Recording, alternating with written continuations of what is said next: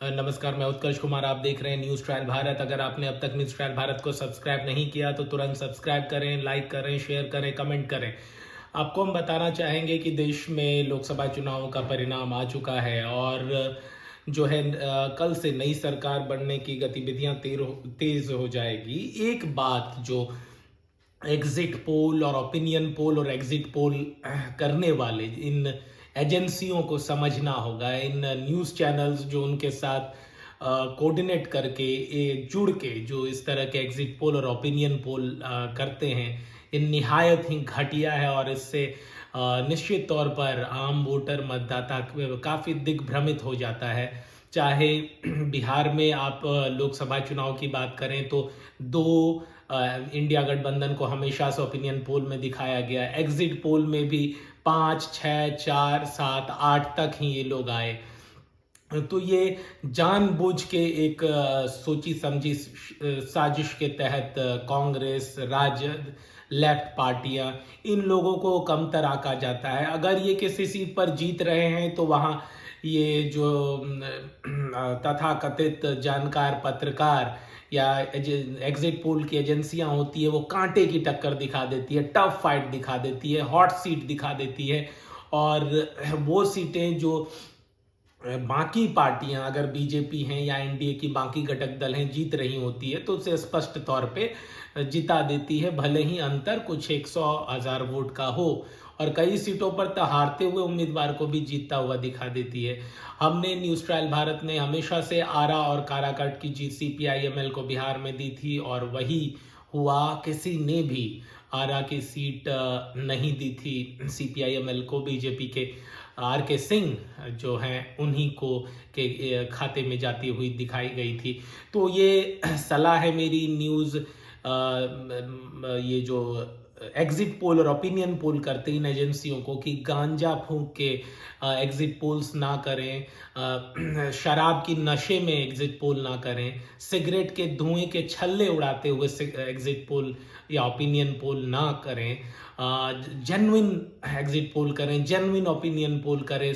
100, 500, 1000 ही लोगों की राय मशविरा लें तो वो जेन्युइन होनी चाहिए, ऑथेंटिक होनी चाहिए, असल होनी चाहिए।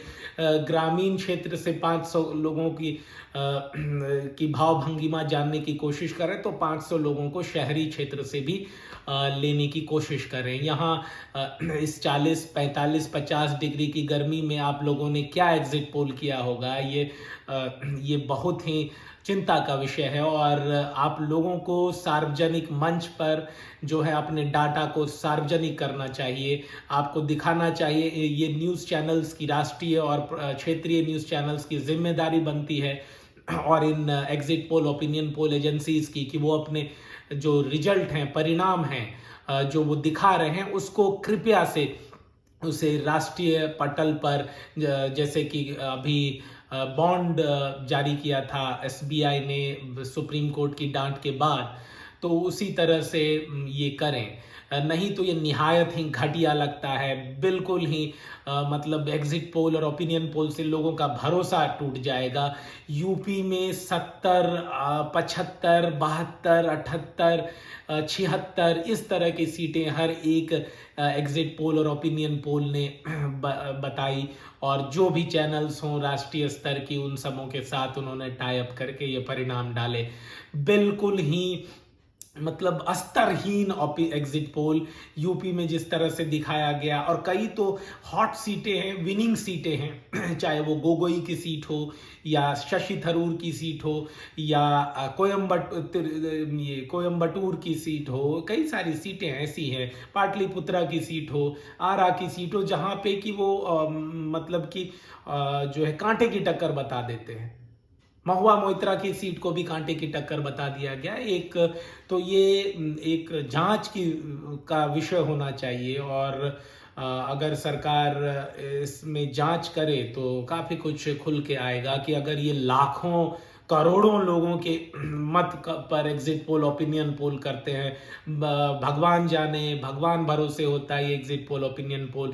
किन आंकड़ों को लेते हैं, क्या सवाल होता है, क्वेश्चनियर क्या होता है, कैंडिडेट का एज बकेट क्या होता है, वो किस जाति, धर्म, विधानसभा, गांव, शहर कहाँ से आते हैं, ताल्लुक करते हैं, इनकी डिटेल होनी चाहिए। ये बिल्कुल ही वो अतिशयोक्ति नहीं होगी कि 7वें चरण में जितनी लोकसभा सीटों पे चुनाव हुआ उसका परिणाम 6:35 तक और 7 बजे तक इन लोगों ने पूरी तरह से स्पष्ट कर दिया।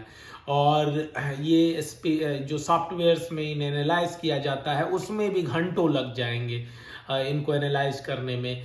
प्री प्लान रहता है, पूरा पहले से एजेंडा रहता है, ये बिके हुए रहते हैं, ये पैसा लेकर इस तरह से एग्जिट पोल ओपिनियन पोल कहते हैं। अगर बीजेपी या एनडीए या नरेंद्र मोदी या अमित शाह या बीजेपी के किसी नेता ने, चूंकि वो सत्ताधारी हैं, स्टैब्लिशमेंट में है, उन्होंने कह दिया अब की बार 400 पार, तो इन लोगों को चाटुकारिता की सीमा पार करनी है। इन लोगों को चाटुकारिता के भाटचारण के निम्नतम स्तर तक जाना है और ये दिखाने की कोशिश करना है इन न्यूज़ चैनल्स को और इन एग्जिट पोल ओपिनियन पोल करने वाली एजेंसीज को कि भाई हम सबसे पहले, हम सबसे ज़्यादा दिए हैं। 401, 400, 410, 420, 400 के आंकड़े को पार करती हुई हर एक एग्जिट पोल नजर आई है। ओपिनियन पोल में भी और एग्जिट पोल में बिहार, यूपी में तो कभी भी इन लोगों ने हिम्मत तक नहीं दिखाई कि दहाई अंकों में जो है वो दिखा सके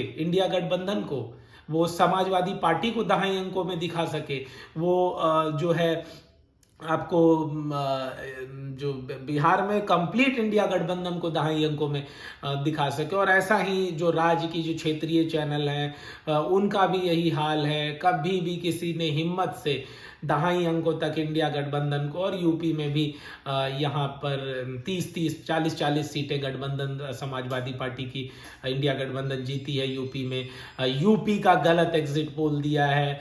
उसके बाद आपको कर्नाटका में जो है जेडीएस कर्नाटका का गलत दिया है, महाराष्ट्र का गलत एग्जिट पोल दिया है, राजस्थान का गलत एग्जिट पोल दिया है, और ये बिहार का तकरीबन मतलब 2-4 सीटों का यह अंतर होना ही था, वो गलत एग्जिट पोल दिया है।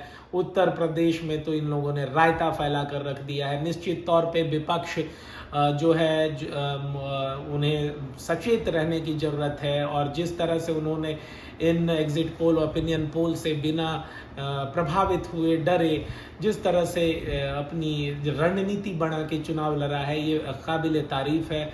निश्चित तौर पर नरेंद्र मोदी एक बार फिर से सत्तासीन हो रहे हैं। निश्चित तौर पर एनडीए ने बहुमत हासिल किया है, 300 के करीब सीटों पर जीती हैं, लेकिन इन पत्रकारों को और इन एजेंसियों को एंटी एस्टेब्लिशमेंट पे वर्क करना चाहिए, पत्रकारों को खासकर, और एग्जिट पोल एजेंसियों को ऑथेंटिक होकर एसी कमरों में बैठकर और सिगरेट, दारू, नॉनवेज और सस्ते नशे करते हुए इन तरह के एग्जिट पोल ओपिनियन पोल देने से बचना चाहिए।